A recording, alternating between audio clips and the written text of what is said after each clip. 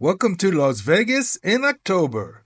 We're going to review the goings-on for October. We'll do this with a special look at Halloween in Las Vegas.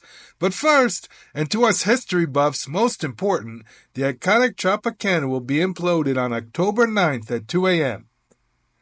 Please stay tuned for a special history section at the end of this video. With that, and before we get to the ghosts and goblins, let's take a look at the Las Vegas weather in October. We always say that September and October are by far the best months in Las Vegas as far as weather goes. With average highs of 90 at the beginning of the month, 70 at the end of the month, moderate and perfection are two words that come to mind. Back to Halloween for a second. Notice the lows at night at the end of October can be a bit cool, at between 50 and 60. Yes, our cool desert night air starts to come back to us then, so be prepared. What about the crowdedness? Well, things slow down a bit, especially during the week in October. The weekends are still pretty busy. Halloween weekend is quite busy, so book early. If you're trying to get around the city, it will seem much more busy because traffic slowdowns will be prevalent as a result of preparations for that F1 series racing. Please be patient. Okay, let's get to Halloween. So much going on. Where do we start? With the parties, of course. We feel like the biggest and the place to start is the Sin City Halloween Ball. It's at the theater at Virgin Hotels, and it's going to be on Saturday, October 26th. The Sin City Ball will feature some of the world's most renowned musical artists.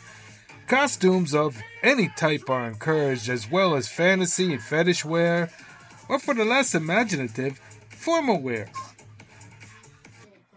Next, Scary of 15 transforms into a graveyard of fun where a realm of unearthly delights exist. Dance to the heart-stopping beats and strobe lights and airy howls, grotesque performers, apocalyptic art, and gory photo ops await. And now, Rock of Horror Halloween Weekend. This event takes place on Fremont Street from October 28th to the 31st. It'll include Halloween haunts, flash mobs, free nightly entertainment, a huge costume contest, and rides on the Slotzilla. The event will also feature theatrical musical performances on the 1st Street stage and a production show on the 3rd Street stage. It's endless fun over a 3-day period. Let's look at some smaller scale parties at locations around Las Vegas. First, the Haunted Brunch at the House of Blues Mandalay Bay is a fully immersive, one-of-a-kind Vegas brunch experience. The Mob Museum Party in the Underground is a party for the flappers, dons, tricksters, treaters, and everyone in between. This year, the Underground Speakeasy and Distillery is celebrating Halloween on Saturday, October 28th. Let's not forget the magnificent Legacy Club on the rooftop at the Circa Resort and Casino. Celebrate a masquerade party while being surrounded by panoramic views of the city. Let's go off-strip on Flamingo to the La Jolla nightclub. They're offering a spectacular night of fun and frights. Get ready for a night filled with games, costumes, dancing, drinks, and thrills as they celebrate the scariest night of the year. If you like to be more mobile with your parties and get to see more of the city at the same time, there are a couple of club crawls for Halloween that will fill the bill. The Fremont Day Crawl is a choose-your-own Halloween adventure. You will receive a map of participating locations so you and your friends can build the crawl of your dreams. The Fremont Open Bar Crawls includes the best bars downtown, a 2-hour open bar at the last venue, and a Halloween costume contest. The Las Vegas Club Crawl has stops at the most amazing venues on the Strip, so you can dance the night away at the latest spots. Let's take a look at some Halloween activities that may not be on your radar. First for me is escape rooms. These are always available in Las Vegas, but a couple are going the extra mile for Halloween. This Halloween, you're in for a treat, and it's time to let your inner demons out and face your fears. First, the Saw Escape Room in Las Vegas is a fully immersive experience that transports you into the twisted world of the Saw franchise. Inside the historic Egan & Company meat packing plant, You'll face intricate puzzles, traps, and challenges, all designed to mimic the diabolical games featured in the Saw movie. The location is Industrial Boulevard downtown. Next, the number one escape room is located on Tropicana near the Strip. They offer a variety of game rooms with difficulty ratings from 1 to 5. Each escape game is designed to provide an engaging and unique experience with themes ranging from haunted hotels to psychedelic hippie hideouts. Located on MLK Boulevard in the heart of Sin City, Escape It is a revolutionary new take on a traditional escape room experience.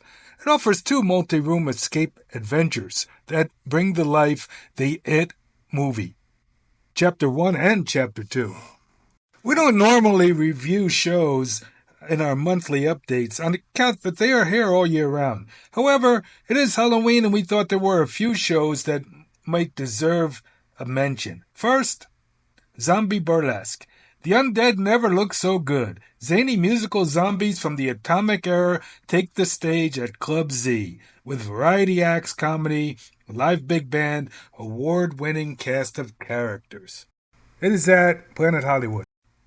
Next, Michael Jackson 1, which is at Mandalay Bay Resort and Casino. Michael Jackson 1 is a Cirque du Soleil. It's an electrifying fusion of acrobatics, dance, and visuals. However, all we really need to say is thriller. Next, Mysterious at Treasure Island. It's an original must-see Cirque du Soleil production. It combines a lot of high-energy acrobatics with a dramatic dance set. Finally, let's go off-strip to the Orleans.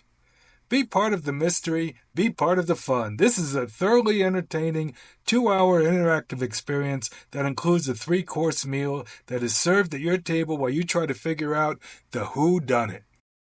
Well, before we wrap up Halloween in Las Vegas, we thought we would add a few family events. First, Hollow Reef at Mandalay Bay. Ghosts and goblins will take over as the Shark Reef Aquarium turns into a spooky shipwreck. It's a lot of fun. Next, Halloween. Every Halloween, Opportunity Village transforms the magical fort into Halloween, a family-friendly Halloween experience.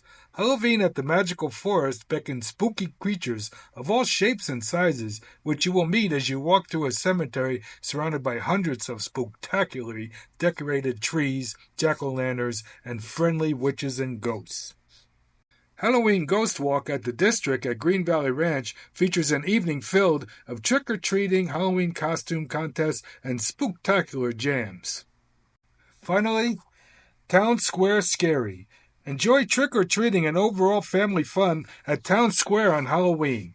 Okay, I think we got Halloween covered. Let's head to the next big event in October, and that is Oktoberfest.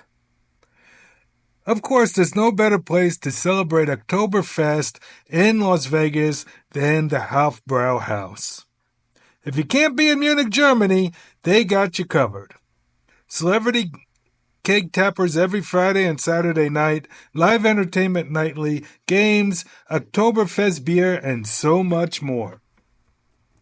7-0 Brew Oktoberfest is generally an authentic Oktoberfest. It's from the producers of Glittering Lights at Las Vegas Motor Speedway. It runs from the 4th through the 6th. It's on Craig Road in North Las Vegas. Reggae Rise Up Music Festival will be coming to the downtown Las Vegas Event Center on October 4th through 6th. There's 3 full days of amazing music, food, merchandise, art, activities, and of course those good vibes. We talked about the great weather in October at the beginning of this video. Let's talk about one of the things that is really fun to do in the desert, Las Vegas, in the great weather, and that's ATV riding. We have 2 different locations, one to the north by the Speedway and one all the way to the south of Las Vegas, almost into California. This is a great way to spend a few hours each day. It's a guided tour. You can get on a vehicle and you just go crazy. And by the way, one of the greatest things about ATV to the north is it's near Nellis Air Force Base and you get to see those wonderful fighter jets flying right overhead. How about something free to do during the October month? The conservatory at Bellagio is always a great place to visit. Each season, the enormously talented horticulture and engineering teams transform the 14,000 square foot botanical gardens into a showcase of inspiration, sight, sound, scents, and colors. Spring, summer, fall, and winter are all featured, and October will, of course, feature the fall. Okay, let's switch to the world of entertainment. The first in the world of rock, and the biggest, is the Eagles. They're going to be in town on the 11th and 12th, 18th and 19th at our iconic Sphere, and this features to be probably some of their last shows as a group, so it's going to be highly attended. That's the big one in the rock world. In the country world, Keith Urban is going to be at the Fontainebleau for various dates. Elsewhere in country, we have some real biggies. We got Garth Brooks at Caesar's Palace, Carrie Underwood at Resorts World, and a brand new one, Brad Paisley at the Encore. In the world of rock, and especially for us classic rock lovers, Sammy Hagar will be at the Pearl Theater October 4th and 6th, and yes, that's Jason Bonham, John Henry Bonham's son, on the drums. Iron Maiden will be at the Mick Ultra Arena October the 5th. Judas Priest, Planet Hollywood, October 16th. And REO Speedwagon returns to town at Venetian October 2, 4, and 5. In the world of pop, Earth, Wind, and Fire at the Venetian, several dates in the month of October. The incomparable Lionel Richie will be at the Wynn Encore October 9, 11, and 12.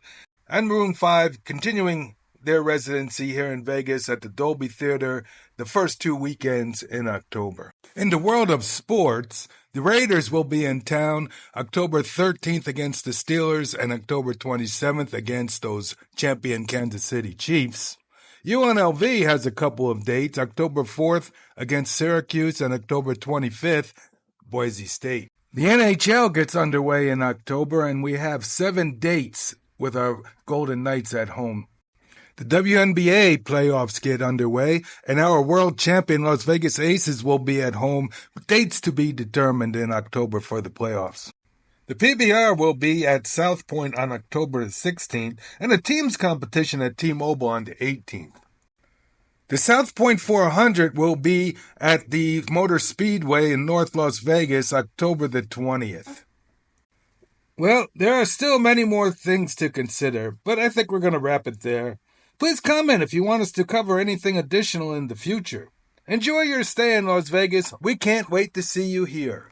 We mentioned at the beginning that we were going to do a quick history of the Tropicana with respect to the impending implosion in October. So here we go.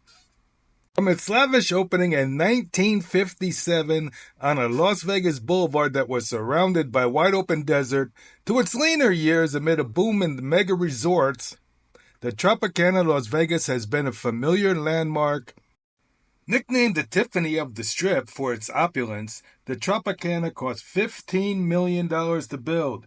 It was 3 stories, 300 rooms split into 2 wings.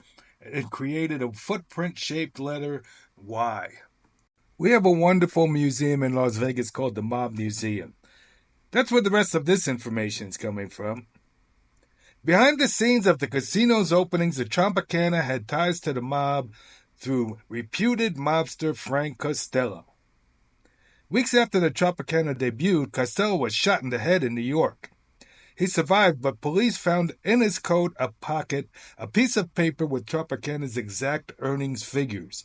The note also mentioned money to be skimmed for Costello's associates. Christmas Eve in 1959, the Tropicana debuted Folies Bergeret, a topless revue imported from Paris, featuring what is now one of the most recognizable Las Vegas icons, the feathered showgirl. The Tropicana has also had its lore and pop culture reference in movies and TV shows. A portion of The Godfather was filmed at the Tropicana, and in 1971, Diamonds Are Forever, James Bond stays there. In the Tropicana's heyday, A-listers like Elizabeth Taylor, Debbie Reynolds, and the Rat Pack often frequented. In the early 1970s, the Tropicana fared poorly from competition with larger, newer hotels like Caesar's Palace and the Las Vegas Hilton. Yes, that's Elvis's house. He had a multi-year residency there. The Tropicana continued to have problems with the law. In 1978, it became a target of a mob skimming operation. In 1983 and 1995, additional charges were sought against the leaders of the Tropicana, and it just continued from there. Amid the early 1980s, they began targeting the middle-class clientele for the Tropicana.